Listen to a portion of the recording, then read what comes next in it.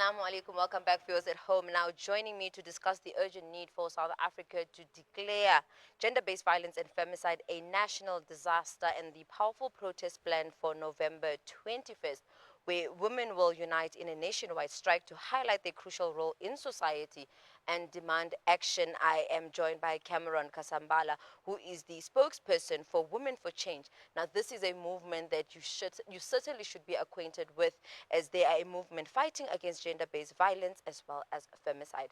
Cameron, good evening, and thank you so much for joining us tonight. Thank you so much for having me.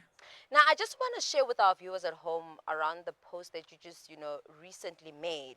And it's quite disheartening for me to even read out loud to say 7 months ago, Women's for Change handed over a petition at the Union Building around the National Disaster Management Center, which has rejected the petition to declare gender-based violence and femicide a national disaster, claiming that existing frameworks such as the National Strategic Plan on Gender-Based Violence and Femicide are sufficient.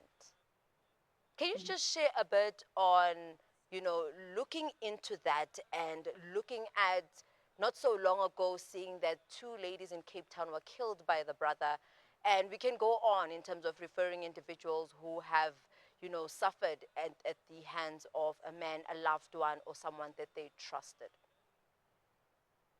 So, I think for us, we know about all the legislations, we know about all the policies, we know about all the things that are in place to allegedly help us, right? Mm. Um, and perhaps the frustration for us comes, like you said, in the fact that we have real people telling real stories about their experiences. I mean, we have so many cases coming in of loved ones coming forward about their, sister, brother, mother, best friend, that was killed due to femicide. And yet the reaction is almost from the government is if we've done enough though for now. So like Mm. it's fine. We've done what we need to do. And the rising statistics beg to differ because I Mm. mean a 33.8% increase in femicide rates. We have 6 times the global average when it comes to femicide rates, known as the rape capital of the world. How can we even begin to speak about successful implementation and policies and frameworks when our statistics and numbers keep rising? I mean, since 2020, we jumped from 25,000 sexual offenses to 73,000. And the NSP was made in 2019 to work from 2020 to 2030. So, I mean, that speaks very much as to what is happening right now and why it's so upsetting to hear conversations and responses like this as if they've done everything they could. Mm.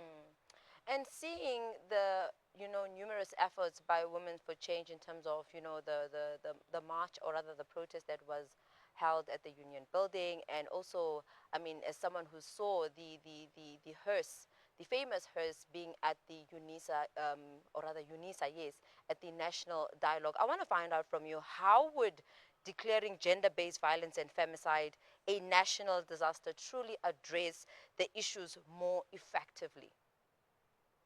I will draw the parallel with COVID-19 because I think that is a key example and relatively recent of how capable the government is on acting on crises. Mm. So when COVID hit and they realized, okay, actually this is deadly, our people are dying, we do not want many lives lost, immediate mobilization of resources, releasing of funding, quick action on legislations and reforms being processed. There was such efficiency and improvement on service delivery to tackle this issue.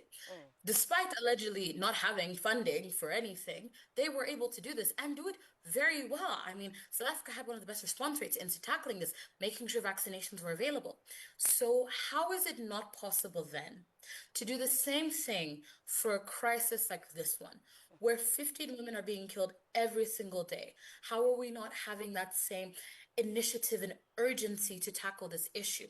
And so that's why we want it to be declared a national disaster, because we need that kind of quickness and reaction. And by doing that, we can start to see certain implementations. I mean, they said they spent 21 billion rand on implementing the NSP. We don't know where that went. We don't know where that funding was. We have no reports or audits as well. So we're not clear on what happened. And that's why we keep pushing them to do this, because we want to see actual change happening. Mm. And earlier on, you just reflected briefly on the existing systems and frameworks. And I think this is a conversation that we ask ourselves, in silos and never, as something to say, let it be known. So we know that maybe we are doing something wrong. Because at the end of the day, it's like, how is it that people continuously come out to say, I've been raped, I've been abused, yet it's like the perpetrator goes unscathed. To a point that, I mean, something that was highlighted, and I saw a clip of it, someone was like, we know some of the survivors, we know some of the people who lost their lives through gender-based violence and femicide, but the perpetrators are so invincible. We don't know them by name. Sometimes we don't even know them by face. And this makes me ask you, what support systems are in place for survivors of gender-based violence, or just an individual who, underwent something of this kind and they want to report it and they want to see justice? So the interesting thing about who we remember, right, is actually ironically to some of the better thing is that we want you to say her name. That's what we always say. And it's because we want the story to remind about the person, not just about what happened. We don't just want to hear a student in Wits was violently raped and killed. Who was this person? Because there's a person behind the story. Yeah. Because often the bombardment of these stories and these cases can desensitize us to these things. And so that's why there's so much emphasis put on you need to know these victims' names and these survivors' names because there are people that this is happening to. So I think that's also something just when we discuss this to keep in mind is that we don't want to forget about the main focus. Yes, there were perpetrators, but at the end of the day, this was a life that was lost, and we care about who this person was. So that's often why you'll see a lot of our posts focus about naming the victims first Yeah. and then mentioning the perpetrators later. However, you're right. There is some kind of disregard for the perpetrators, and I think the risk there is that we're not picking up on the trends that are coming. And if we go to Olorato's case, right, her perpetrators were on bail for previous crimes that they had committed, Yeah. right? And had we known this information and this had been prevalent, the conversation would be very different. Like, why was someone who had already had prior incidents allowed on bail? And I think that's where we need to pay attention to perpetrators is who are these people? What are they doing? Where do they come from? Because we need to then start saying, right, if it's possible, then what do we need to do to fix that? So if, like you mentioned, people are getting bail and getting to just walk away from very horrendous crimes, that is a problem. That means there is an issue with the law enforcement or with the judicial system that is allowing people to be able to walk out and reoffend.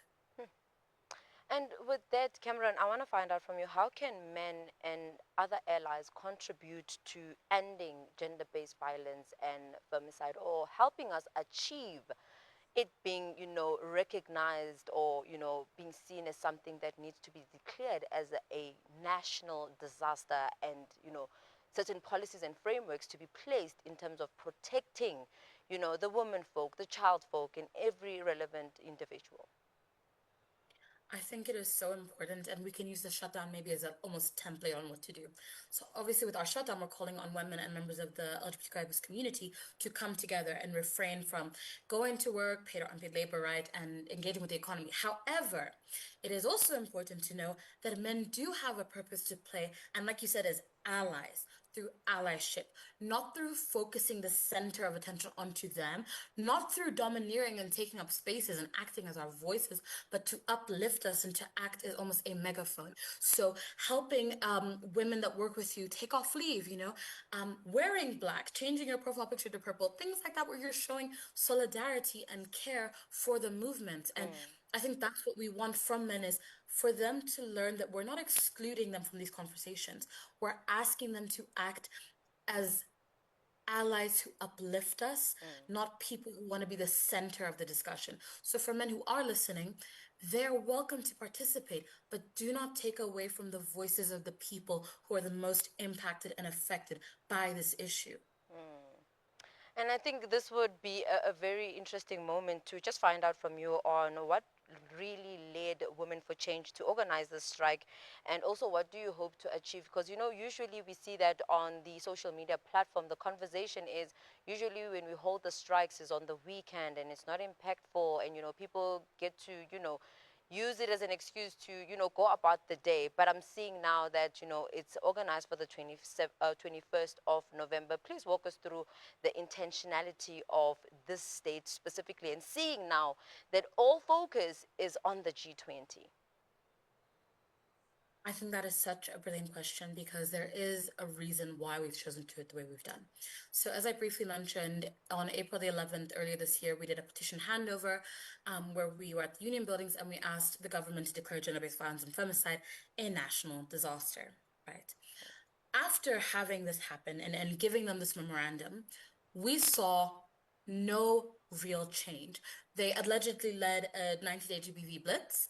We did not see anything happen. They responded to our memorandum saying that they already had things in place and were already working on it. Mm, We have seen no evidence of that, no reports, no audits, no transparency. So we really don't know what's going on. mm, And so the G20 is a huge moment because this is one of the biggest events internationally. Some of the most powerful leaders will be gathered here. And South Africa is trying to put itself forward as a stable and growing economy. But the reality on the ground is vastly different. And I think for us, while all eyes are on South Africa, we want to use that as an opportunity to show them the real South Africa and what's actually happening on the ground.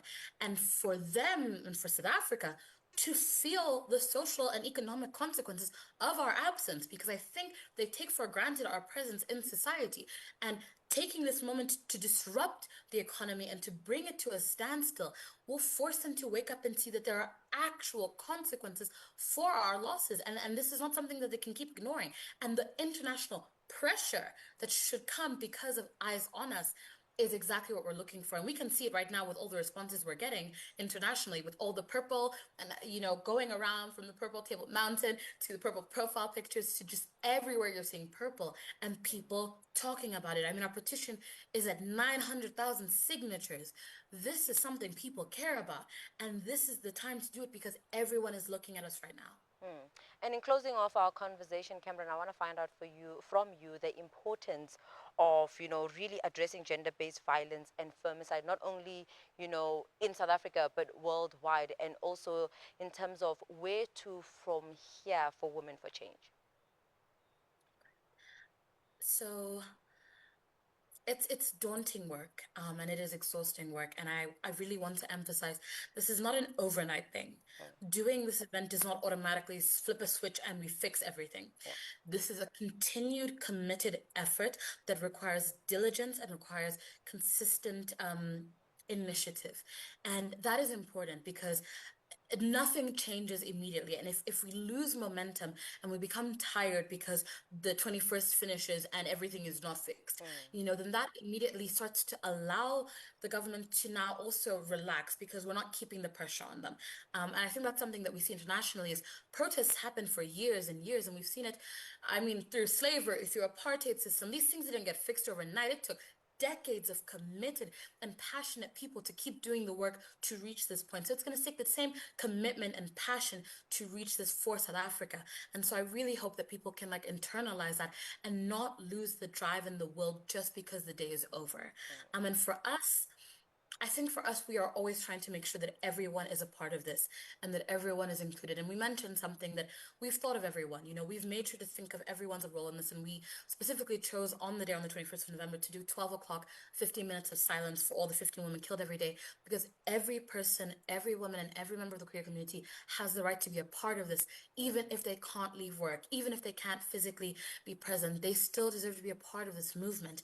And we want to make sure everyone feels included in this. So for us, the government needs to respond and they need to declare this national disaster. But for the community and the people that we stand with, we want them to continue to feel supported. We want to show our gratitude for their reaction and we want to keep this conversation going. Hmm. I know, Cameron, and I said that was the last question, but just to share, clarifying details around the 21st of November, how every individual, be it, a survivor or an ally or the man within the country would like to be a part of it, what can they do and where do they meet if there is a location to note of? Okay. So the way that we've structured it is that we have asked women and members of the queer community, specifically them because they're the most marginalized and gender-based violence directly impacts them, to withhold from engaging with the economy, so that's spending money, withdrawing money, but also not to engage in paid or unpaid labor, which is what I mentioned earlier. We've asked them to wear black, like I'm wearing, in honor of mourning for all the lives that have been lost. We encourage them to change their profile pictures to purple to bring more visibility to what's happening. And that 12 o'clock, 50 minutes of silence, where we're asking the women in the community to lay their bodies down in honor of these women who are killed every single day, is very important. And I'm distinguishing exactly who is doing the lying down and who's participating because the conversation is specifically around us and our impact. And men can aid by wearing black, by changing their profile pictures, by also not engaging with spending money or withdrawing from the economy. You know, they can participate in those ways. But the specific things that are for women in the queer community to do, we're the ones who are going to withhold from going to the workforce, and we're the ones who will be laying down at 12 o'clock for those 15 minutes of silence. Cameron, thank you so much for joining us and really giving us clarity on how severe gender based violence and femicide is really impacting just the society in general and really reminding us on the importance of staying the course. Because oftenly we want to see results now, we want to see results instantly, forgetting that a whole lot that was achieved previously took time, took patience, and certainly took consistency in that sense. But thank you so much for joining us. Thank you so much for having me and having this conversation.